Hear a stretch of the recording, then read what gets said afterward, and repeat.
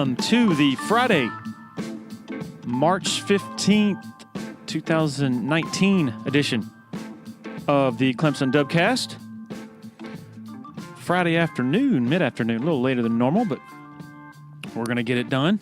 Hope everybody out there is doing well. Football team is on spring break officially, so no practice next week, but plenty of coverage as always over at TigerIllustrated.com. The basketball team, whew, boy, this has to be torture sitting around waiting on Sunday evening to come around. Their chances do not look good of getting back to the NCAA tournament after a crushing loss to NC State on Wednesday. We're going to talk about that. That's a pertinent topic, relevant, given our guest, Mike Wood, former longtime official in the ACC, 24 years total, 35 years as a referee over his career. He has some really interesting thoughts on Clemson in general, Brad Brownell in particular, and also, even though he had yet to watch that final sequence of that game as of our conversation earlier today, still some very firm opinions on Brad Brownell, his coaching ability, and why he thinks Brownell has done a fantastic job as the coach at Clemson. Thanks to everyone out there who has ordered the Dabo's Dynasty book that is hot off the presses. If you're interested in that or the other 3 previous books we did, ClemsonFootballBooks.com. We'll be more than happy to depreciate your book with my autograph. Title sponsor of the Clemson Dubcast, Parham Smith and Archenhold Law Firm in downtown Greenville. Blake Smith and Brooke Archenhold, both Clemson grads, huge fans. Also, they're responsible for those Clemson Dubcast koozies you might have seen around lately. Those have been a popular item, so really appreciate Parham Smith and Archenhold producing those. In addition to that, the forte of their law firm is medical negligence. They represent patients and their family members in medical negligence actions, also handle all sorts of other complex personal injury litigation. For instance, they handled the Cleveland Park rollover case, also handled the GHS infection cases. Very complex stuff that they are highly trained to do, and they're in the business to help people. Parham Smith and Archenhold offers free consultations, so you can call them at 864-990-4581 or go to parhamlaw.com. Business owners in the upstate and beyond, I want to tell you about Tandem Payment, based right here in the upstate, changing the face of payment processing. Offices located throughout the Southeast. One of the owners of the Greenville location, 2005 Clemson grad. If you're a business owner, you know how painful it is to get the weekly phone calls from the national processing companies promising, quote, the lowest rates in the industry. Tandem approaches this part of it completely differently, face-to-face. The newest program they offer is called Cash Discount. You can eliminate up to 100% of your annual credit card processing fees. The best part of it is it encourages more cash transactions inside your business, plus you save the typical processing fees you pay annually. Call Tandem today to learn more about how to eliminate your credit card processing fees. 864-672-1570. That's 1570 or tandempayment.com. Okay, let's get to it. Mike Wood. Hope y'all enjoy.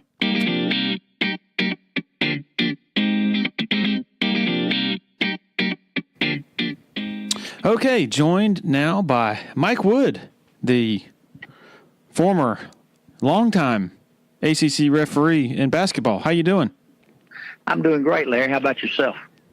Doing great. We have a mutual friend, Judge Gary Clary, who is an avid listener of the podcast, and I guess about a month back he suggested that I give you a call. So very happy that he helped facilitate this.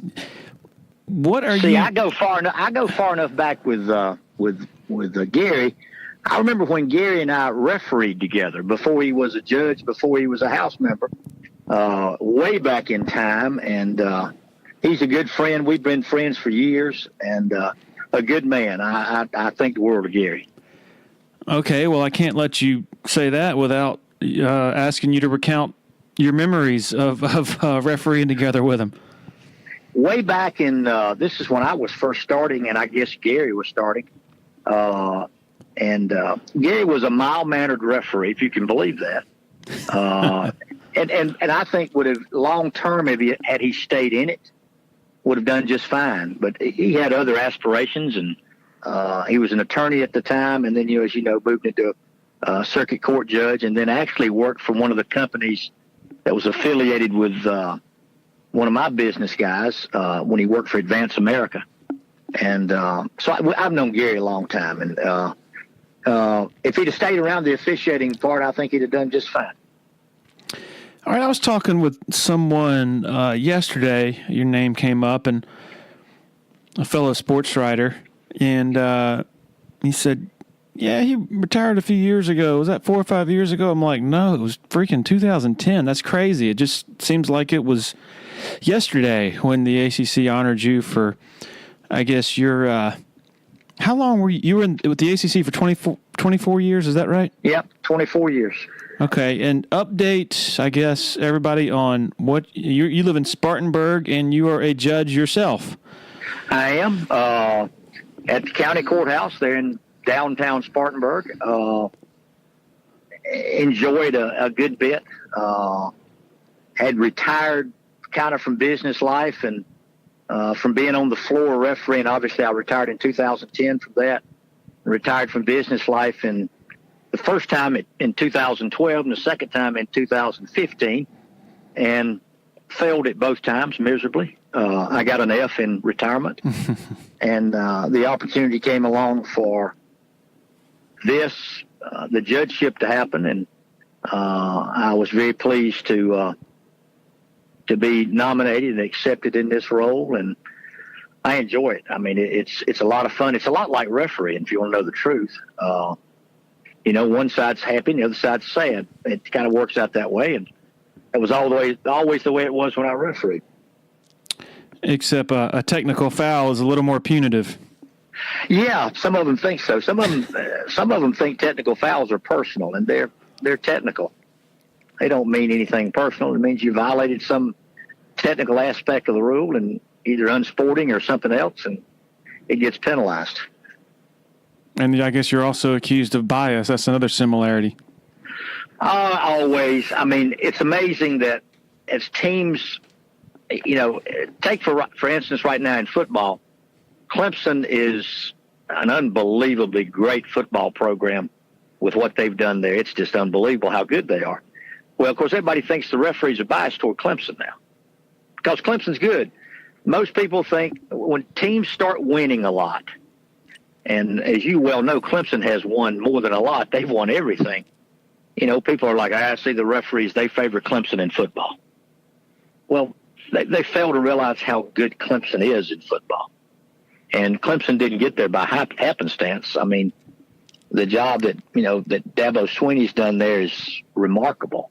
Where I live in Spartanburg, people are always saying, well, if Alabama comes open, Dabo will go to Alabama. And I'm like, why? He's got his own program that is on level par with Alabama, or this year ahead of Alabama. Why go down? So, but that's the way it is. Everybody thinks you're biased. The teams that keep winning, people think you're biased to those teams. And it changes based on who's winning. On that topic, on the basketball front, the reason I have you on is not because of what happened 2 days ago. We were actually, this was in the works long before the controversy that is sort of roiled the Clemson fan base, certainly roiled the Clemson coaching staff. When I talked to you Wednesday afternoon, you had been participating in a jury trial, so you had no idea what was going on. No, I didn't even know who won the game. Have you had a chance to watch the final controversial sequence? I have not. I haven't pulled it up on anything. I just, to be very honest with you, haven't had the time. I've known Brad Brownell since he was an assistant coach at UNC Wilmington. I don't think there's a finer coach in America, and I put him up against anybody. And on top of that, he's a gentleman, and he's a good guy. We've stayed in touch over the years. I've been gone from being on the floor since 2010, and I still see Brad, or we talk, and he's got an assistant coach there who Lucas McKay. Lucas and I talk a good bit, and I know how upset they were about it. I wish I could tell you right now that I've seen it and I could say, wow, that was a foul, or that was not a foul. For Brad to have a big opinion and express that says a lot to me, because I've had tough calls against Brad in the past. And if you were right, Brad went, yeah, okay, hey, good call. Let's go. Let's move on. So I can tell you that from my interaction with Brad over a lot of years, because I even refereed for Brad at Wright State. So I've known him a long time. So there's something there. I'm going to try to look at the play. I meant to do it today before I talked to you, but it just hadn't worked out that way. But yeah, I'd like to see the play, because for him to have that strong a reaction, something's going on there. So I presume you watched his post-game press conference when you talked I read about it. Gotcha. I read about it. Yeah, I've been covering him at Clemson since day one, and I've never seen him that hot over a call. What is the process? I'm sure it varies depending on the official, but what was your sort of philosophy if you missed a call? Did you tell the coach privately, hey, I screwed up, or did you sort of rely on protocol where maybe your superior No, I told him. Yeah. I think there's nothing better with a coach. Now, you can't tell a coach that 10 times in a game that you won't be refereeing very long. It's kind of like the referee in the NFL when he kept missing calls, and the coach said, you know what NFL stands for? And he said, yeah, National Football League. He said, no, for you it means not for long in this league if you keep missing calls. But if you miss a call and you know you missed it, and the coach is over there and you look at him and say, Coach, my bad, I missed it. That tends to calm the waters, because anybody that thinks you're going to referee a perfect game is delusional. No team is going to play a perfect game. No official is going to referee a perfect game. And, if you walk over to the coach and say, Coach, I missed it, the ones I've done that to respect that. They generally go, okay, thanks, Mike. And they go away. They stop right then, because they're like, okay, this guy was just honest with me. And some coaches will look at you and say, yeah, I've missed a lot of defensive or offensive calls too. So it is a imperfect game that we try to referee. And I tell referees, don't pursue perfection, pursue excellence. Did you have pet peeve or things that a coach or coaches did that bothered you the most? Like stuff that you just didn't really tolerate? Well, you never tolerate being personal. I never tolerated that at all. The other things that I really disliked, I dislike a coach who whined about everything. I mean, just everything was wrong. His team didn't do anything wrong, and his team got fouled on every play, and it was just, you hate those that whine all the time. And I never liked a coach who wanted to count fouls. He's full court pressing, trapping, playing man-to-man, just wide open, aggressive on defense. And he says, hey, we got 6 fouls and they only have 1. And you kind of want to say, yeah, but they're sitting back in the zone and you're shooting jump shots. I never did like that coach that didn't understand what the game was about. There's a vast difference in a team that shoots a lot of threes. You watch the game a lot late. There's not a lot. There's some fouls on 3-point shooters, but a lot of people don't foul 3-point shooters. That's the cardinal sin on defense. And so, you want to make sure that you got to understand what you're refereeing. If a team's out there playing aggressively, man-to-man trapping, they're prone to foul more than someone who's sitting back in the zone. Look at Syracuse with that matchup zone. They don't foul a lot. And if you got a team who relies on the three-point shot, they're not going to get fouled a lot. And that's just the nature of the game.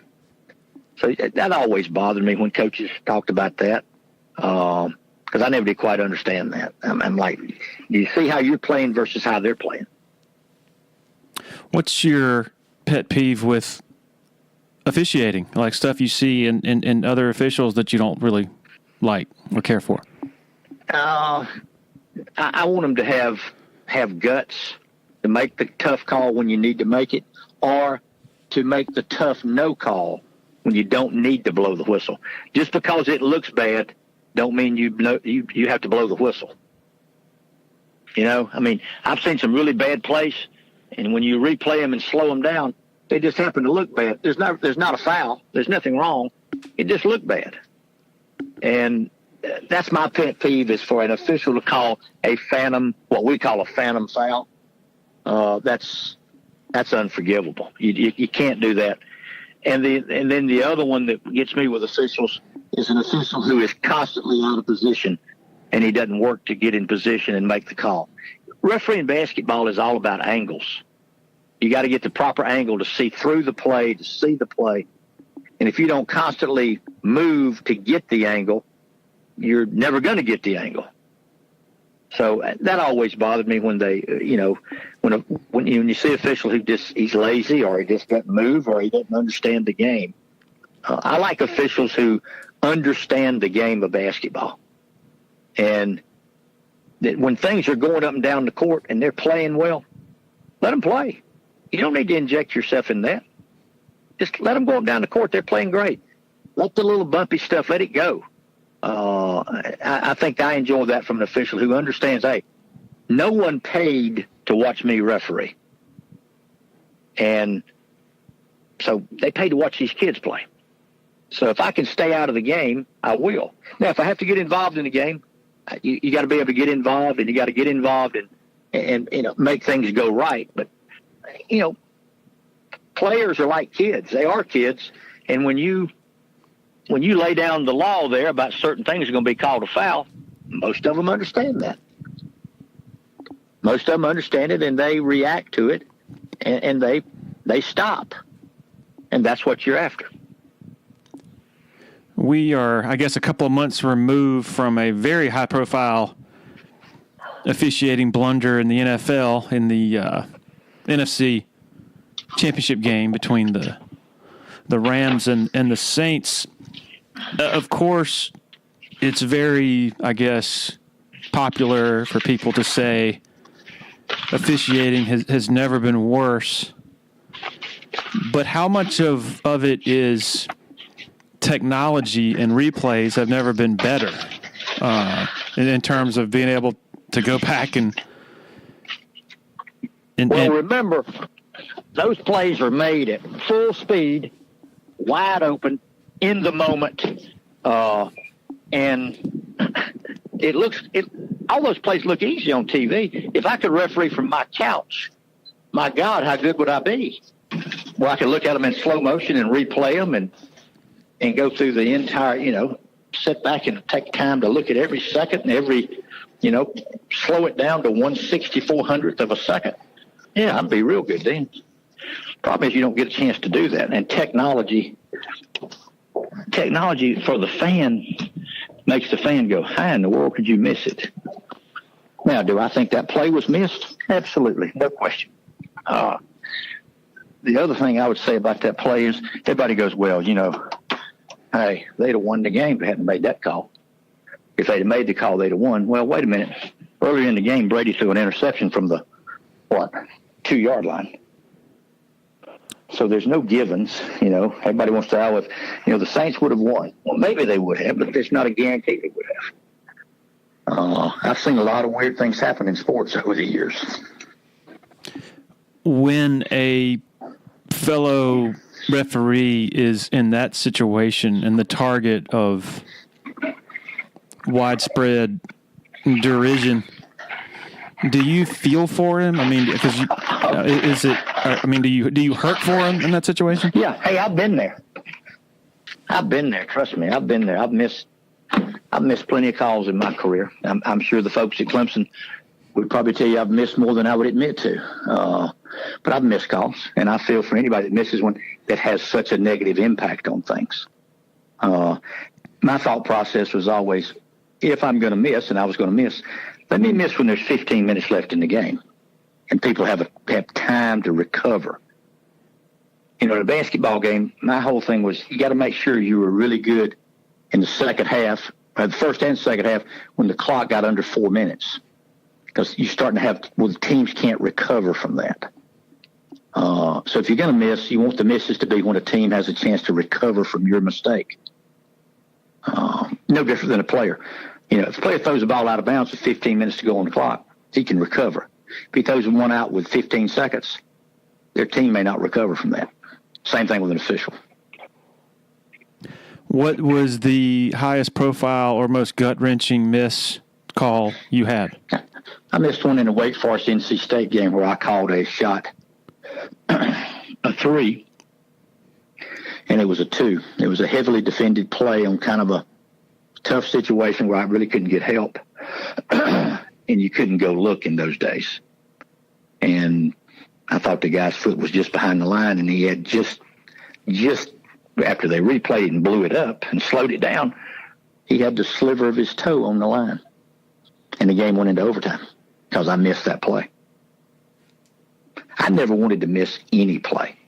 I think most guys that knew me would tell you that I probably did more with video and looking at plays than any referee. I mean, I've still got all my videos where I would, in the summer, I would take time and I'd go through and grade myself in games because I wanted to be right. And I wanted to know if I missed something, why did I think I missed that play? Was it positioning? Was it this or that? You try to figure out why. Most of the time, if you miss a play, it's positioning. And you can fix that. What's really hard to fix is judgment. And I think I had pretty good judgment. I mean, I graded out from what I was told. I graded out in the top 3 for like 15 years in the ACC. So, and that's from an independent. That's from coaches, observers. The observers are independent, and the coaches aren't. But you know, coaches know who can referee and who can't. Trust me, they know. The good coaches can tell you who can referee and who can't. So, what year was this? The Wake Forest NC State game? 96 or 7. Okay, and so take me through the steps. So, do you not realize until after the game that you got? Oh no, nobody knew. It was so close. Nobody in the arena knew. So we walked in and we thought we just had a great game. We walked in and thought, man, this is great. And the guy came in and said, man, that's tough on that last second shot, wasn't it? He said, they just showed the replays, and that was a 2, not a 3. And I was like, you got to be kidding. And I ran into Dave Odom in the hallway and looked at him and said, I'm sorry. And I still have the note he sent me later on. He said, you know, that he said, thank you for telling me what you did. We should have won the game anyway. That one call didn't kill us. And it was a very, very gracious note from him. And I still have it. I still remember that. C.C. Harrison's the guy that took the shot. Ricky Peral was the one that tried to block it. And I'm trying to see if it's going to get blocked and see if it's going to be contact because it's close. And it was just to the left side of the key. I mean, I remember it like it was yesterday. Was this in Reynolds? No, this is in Lawrence Joel. Oh, I'm sorry. Okay, in Winston-Salem. Gotcha. So, did you lose sleep over that? Oh, yeah. And I probably took officiating way too seriously. I think my wife would tell you that. My children would. I mean, I would come home after officiating a game and watch the replay and watch plays because I expected a lot of myself. You know, and probably the biggest misconception with referees is that we care who wins. I could care less. I want to be good. I don't care if I referee the game and the team from Lithuania wins. I don't care. I want to referee a good game. I mean, people really think we care, and we don't care who wins. It's irrelevant. You think that's universal? With referees? None of them? the ones I've been around, it's universal. They don't care. Let me tell you what no referee wants to do. He doesn't want to be on Sports Center. He won't be there. Nothing good can come of that. And I tried to keep as low a profile out there. They didn't come to see me. They came to see the players. And I tried to keep a low profile and let the game go from there. So there was no social media back then. I guess SportsCenter is the only way this controversy could be, I guess, publicized. Yep. Was it on SportsCenter? Oh, yeah. Keith Olbermann was their anchor, and one of the things I've never liked him since was, don't the referees in the ACC know that there's a 3-point line, and if you touch it, it's a 2-pointer. Wow. Never thought that was particularly appropriate, but maybe he did. I guess the only other form that abuse could take is radio. Was it? I don't know, because I lived down here. I didn't hear any radio up there. So I don't know what was said on the radio. I'm sure there wasn't anything kind said about me. Are there other referees who wouldn't go up to the coach afterward, who would not make a point to go up to Dave Odom and say, I missed that, who would just say, you know what, I screwed up and it happens, and this is not deserving of an apology? I don't know. I would think that I thought it deserved one, and for me, I'm the only one that counts. I mean, I knew I missed it after I saw it. And see, the thing is, even the Wake Forest bench didn't know during the game it was missed. Nobody knew it was missed. And, when they got back and looked at it and slowed it down, you could see it. Well, unfortunately, during those days, now you can go check it and change it. I could have blown the whistle just as soon as the ball went in, said, oh, stop it, I want to go look. We could have went and looked and said, no, that's a 2. And I hope that's part of the reason they changed the rule, because some of those are so, the normal fan, the normal person doesn't understand what all you're looking at on that play. There's a lot of things to look at, especially in these areas where you can get caught where nobody can help you. And that's the way it is. I can assure you, no official I know would ever want to miss a play, that's that you can see. Because you don't want to go through the hell that comes from missing one with yourself. What is the hottest you've ever been at a coach, and what's the hottest a coach has ever been at you? Oh, I never did really get that mad at a coach. It's a game. I understand they're getting paid a lot of money to coach.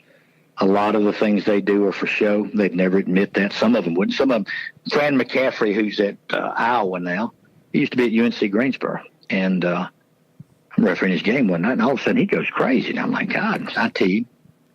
And I thought about it for just a few seconds. So the next time I was over there close, I said, you got that on purpose, didn't you? He said, yeah. He said, we're playing horribly. And I said, well, next time just stomp your feet. Don't go through all this crazy stuff. Just stomp your feet. And, and I'll call technical. And he said, okay. So like 2 weeks later, I had him in the game. He says, I'm going to get one next time down. I said, well, just stomp your feet around. He stomped his feet, and I called a T on him. It was completely, absolutely what he wanted to happen. Good coaches don't get technicals that they don't want to get. That's just the way I've always thought. I never did really get mad at coaches. I just didn't think that was appropriate. And what coaches got mad at me? I don't know. I guess anytime that you called a call they didn't like, they got mad at you and, wanted to choke you, but that's all right. Coaches, you got to understand, by nature, are control freaks. And therefore, the officials, I'm the thing they can't control. So when something happens that's not in their control, they, look at the way they do with players sometimes. And they recruited those players to be at their school. And they get mad at them. They go all crazy on them on the bench. I never bought into this thing that this was life and death either. Life and death is, what the military is going through in Afghanistan now or Iraq, where we still have troops. That's life and death. This is a game, and you got to put it in that perspective. It's important, but it's not life and death. If Clemson loses tomorrow, if they play, I'm just making this up, they play again tomorrow and they lose, the sun will still come up on Sunday. And if it doesn't come up, it doesn't matter whether they won or lost anyway. So you got to view it in that perspective, that it's, and I probably in my officiating career didn't understand that as well as I do now, that I'm away from it. The newest sponsor to the Clemson Dubcast is Harris Flooring America, based in Anderson, South Carolina. They've been family-owned and operated since 1947.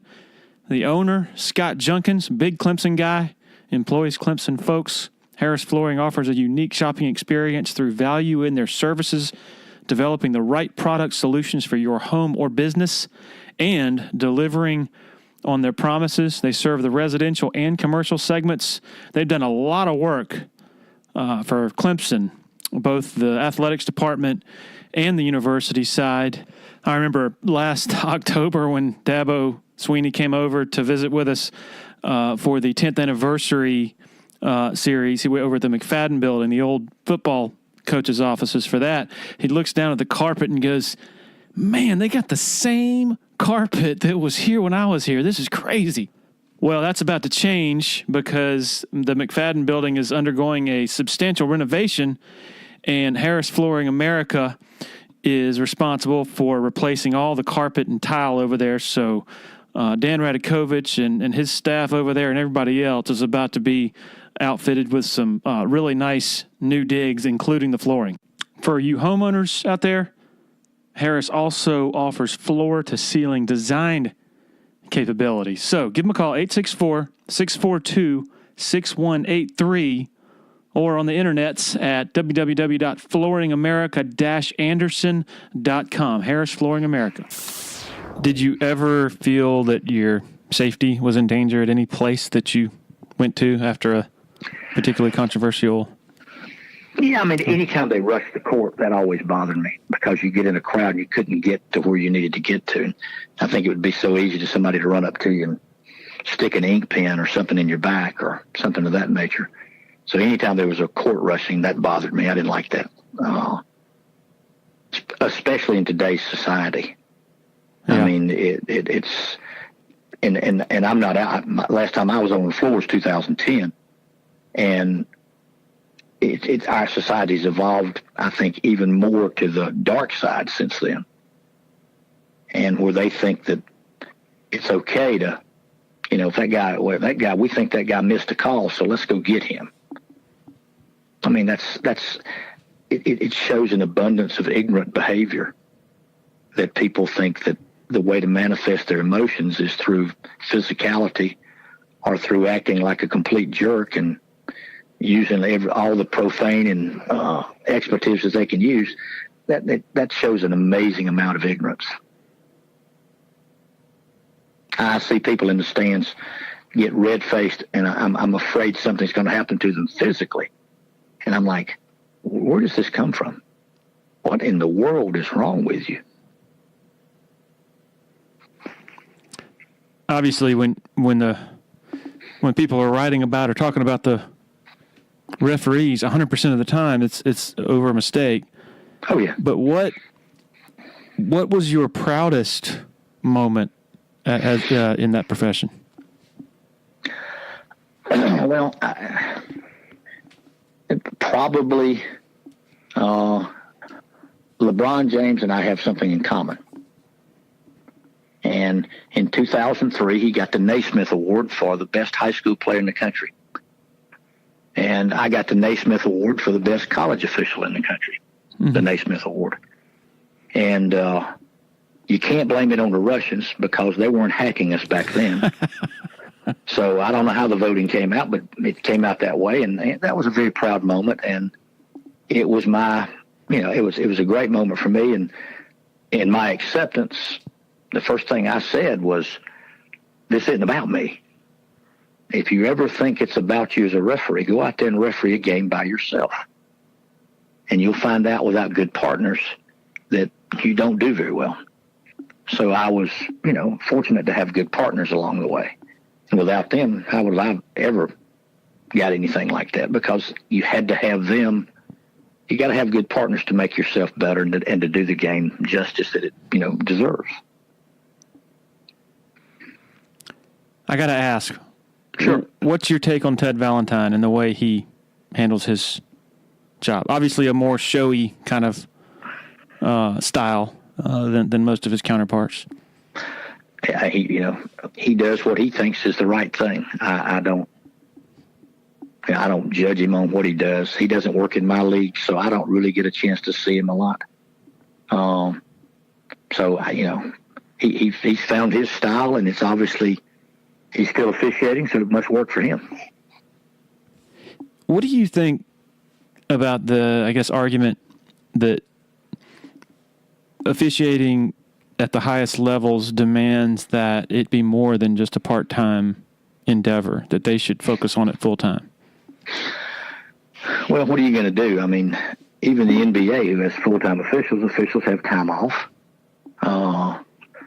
I've never thought that, I think professionally, I think that probably works. I don't think it works in intercollegiate sports. Professionally, I mean, the only league, I guess, that does not have full-time officials is the NFL.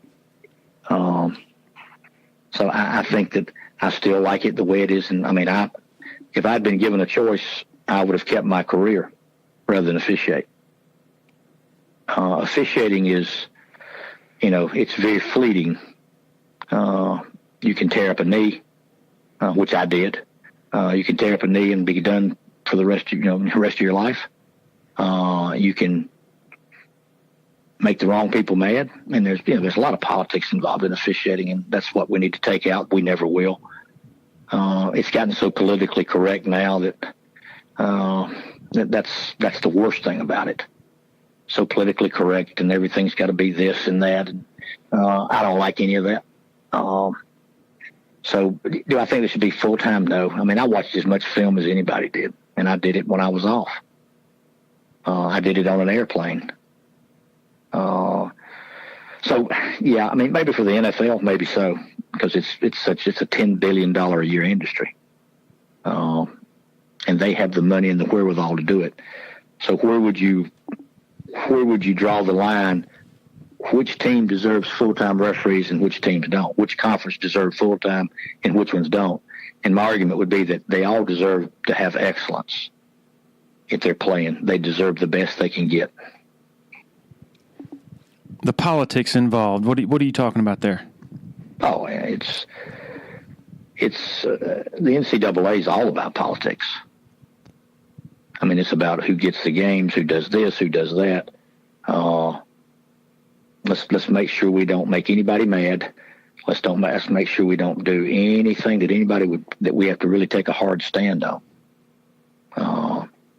And our game with what's going on with the Department of Justice probe, that needs to be brought to a swift conclusion, and those who have cheated need to be brought to justice. No ifs, ands, buts about it. And what the NCAA doesn't need to do is catch the Power 5 schools cheating and doing all sorts of things wrong, and suddenly put, the lower Division I schools on probation. That's generally what they do.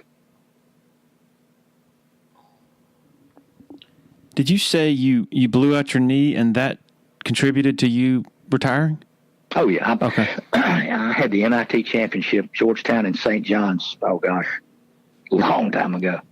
And I tore my ACL. I'd already had the medial meniscus was torn, and I'd had it fixed orthoscopically. And I tore my ACL in the last game of the year, obviously. And I never had it fixed, and I used one of those offensive lineman braces the rest of my career. And it got where it was, I'd wake up at night in a hotel room. You weren't really sure where you were, and it would be like somebody was hitting you in the knee with a hammer. And my option was to stop officiating or to have surgery. And I like to play golf. And chances of me doing great rehab for 9 months were slim and none. Slim had already left the building. So I opted to retire, and I had a chance to go into being a coordinator of the league. And that worked out, pretty well for me. If I had my choice, a lot of people would say, gosh, we're glad you don't. I'd still be refereeing. I'd go back right now because I loved it. It was fun. And you never had surgery? No, not on my ACL, no. So you're walking around with a torn ACL the last 10 years? No, the last 20. Probably last 20 or 22 years. So you officiated on a torn ACL for more than 10 years? Oh, yeah. Probably about 16. Goodness, Absolutely. I thought Deshaun Watson playing on a torn ACL in 2014 against South Carolina was an impressive feat. He got nothing on you. Well, other than he's a superior athlete and everything else. But yeah, I mean, I use that brace, and anyone who's seen me referee. The bad thing is they'll have ESPN Classic will be on, and somebody will call me and say, I see you in a game, and I'm in a game from like 1994, and I'm running pretty well. Then I see him in a game in 2008, 2009, and I'm like, ooh, a little slow. How many? But, it was just something I wanted to do. I mean, I knew what I was going to do. I knew how I wanted to do it. It worked out for me. How many Final Fours did you do? I never did one. You never did one? Nope. Is that, like, who determines that? Like, why not? I mean, I guess it would be the obvious question. I think the answer I've already given was, and this will, no matter what I say, this will sound like sour grapes. I think it's all politics.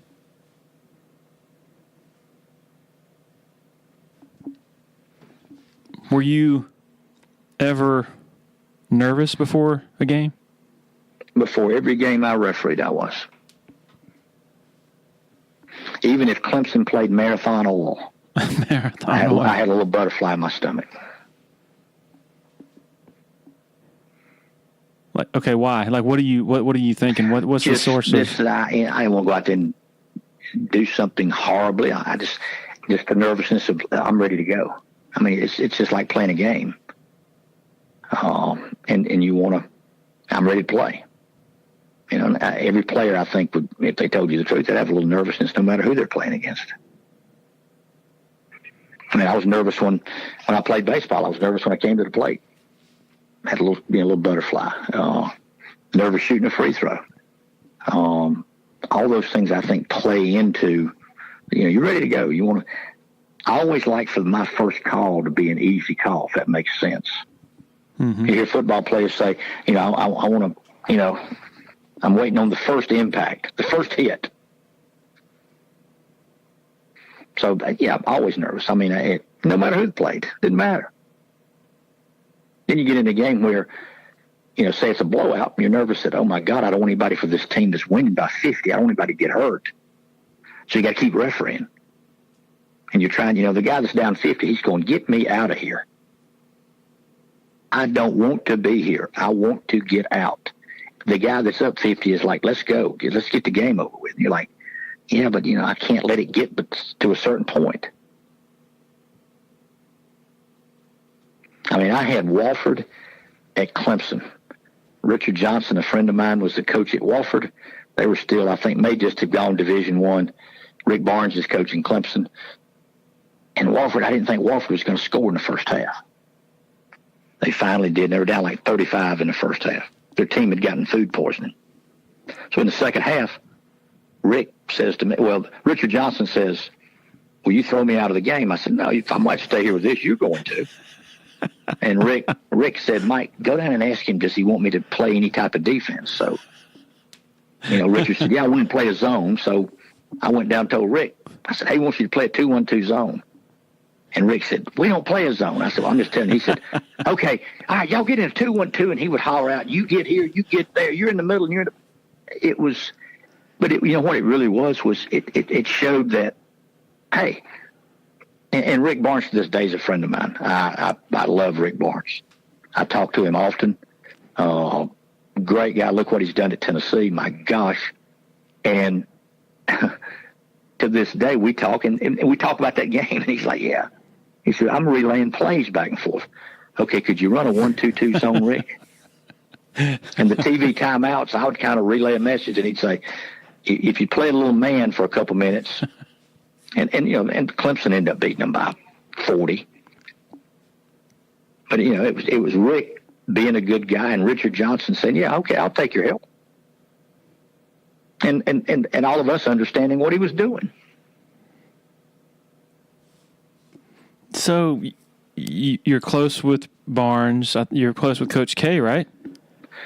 I don't really, I don't talk to Coach K. I haven't seen him in, gosh. Well, I saw him in Greenville when Duke was over there. I was downtown eating and saw him, but I don't talk to him. I saw him at the Upward, the camp where Zion Williamson was at Upward here in Spartanburg at the Upward Star Center. I saw him there, and we had a nice conversation. He's obviously a great basketball coach, and Zion's a pretty good player. Whew. And he happens to be from Spartanburg. Larry Shyatt. Great guy. Still stay in touch with him. He's got a place over at Cliffs Kiwi.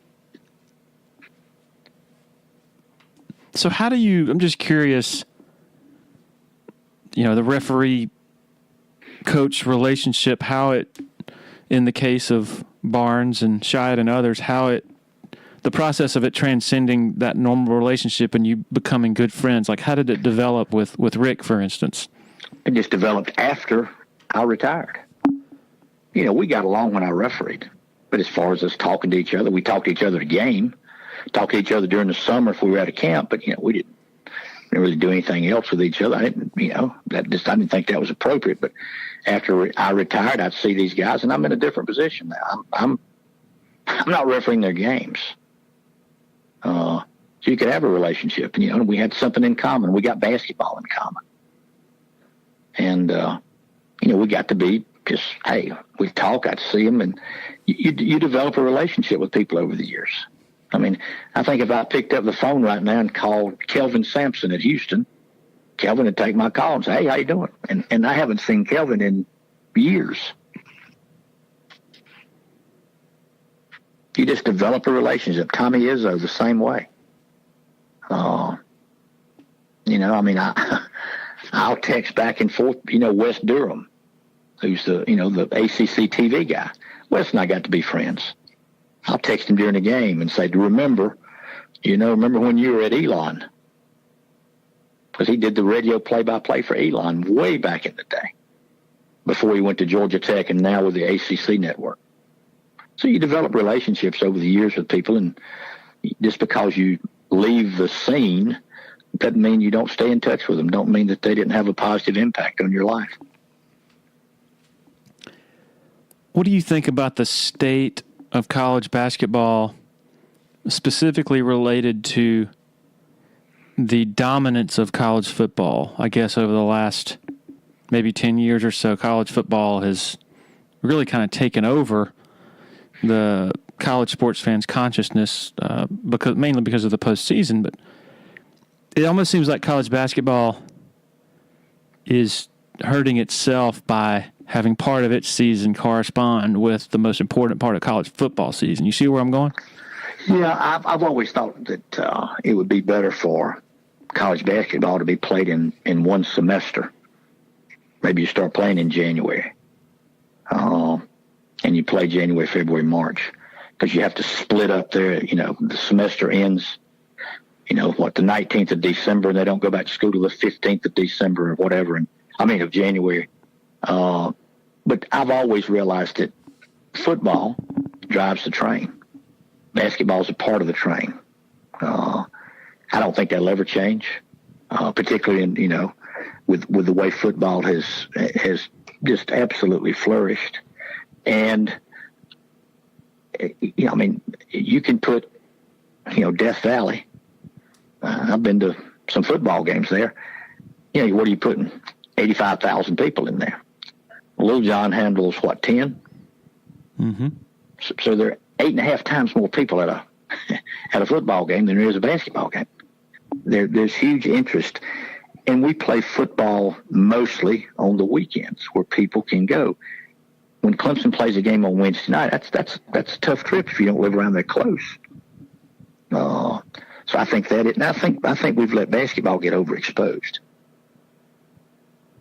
Get on the TV and you can watch basketball from all over the country any night of the week you want to watch. And I think that's the danger. I think that's hurt them. I don't think it ever will supplant football, ever. It's kind of like, it's like NASCAR. NASCAR overexposed itself and it went corporate. And when it went corporate, it priced itself out of the normal fans' business. My uncle's in the NASCAR Hall of Fame, and he predicted that NASCAR was going to kill the goose that laid the golden egg. And I'm afraid it has. Look at the empty seats. What do you think about the ACC? Traditionally, obviously, basketball-centric, but of late, once it realized that the big money comes with football, it's sort of cast its lot with football, but yet you still have a lot of these schools who they still care mostly about basketball, and they don't spend 365 days a year thinking, how can we get better in football? What do you think about that sort of, I don't want to say identity crisis, but identity conflict, perhaps? Yeah, it makes me a little sad because I'm a basketball guy. The ACC used to be the basketball league, end of story. And I think it's headed more toward, and maybe it's already there, it's more toward football. So when you're a basketball guy, that, you kind of go, wow. Do I understand it from a business standpoint? 100%. I got it. From a personal standpoint for me, makes me a little sad. Mike Wood, is there anything we haven't covered that I've missed? No, I've enjoyed this more than you can imagine. I haven't done a lot of these since I retired, to be very honest with you. I've had some time to do it, and I just haven't done it. So, you kind of look back and say, well, who really cares about what I think? and some people are probably going to say, that's why we're not going to listen to you, Mike. We don't care about what you think, and that's okay.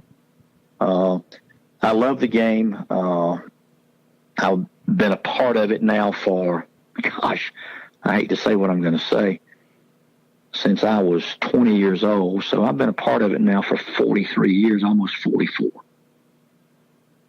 And that's a long time. And you, sorry. I would tell you if Brad Brownell called me today and said, hey, can't get anybody else to do it, would you come over to Clemson and referee a scrimmage game between my orange and white teams? I said, Brad, take me a couple hours to get there, but I'll be there. Let me ask, what do you, there's a segment of Clemson fans who are obviously upset with Clemson not making the NCAA tournament this year. Well, they don't know that's that not yet. official yet. Sorry. Nope. My mistake there. But it's not looking good at the moment. If they don't, there's a belief among, again, a segment, not necessarily a huge segment, but still a contingent believes, hey, it's been 9 years. We can do better than this. We need to move on and go try another coach. What are your thoughts on that? My comment on that's pretty clear. You've got as fine a basketball coaches are in the country. You've got someone who represents your university at a top-notch level. I think his integrity, his coaching ability is on par with anyone.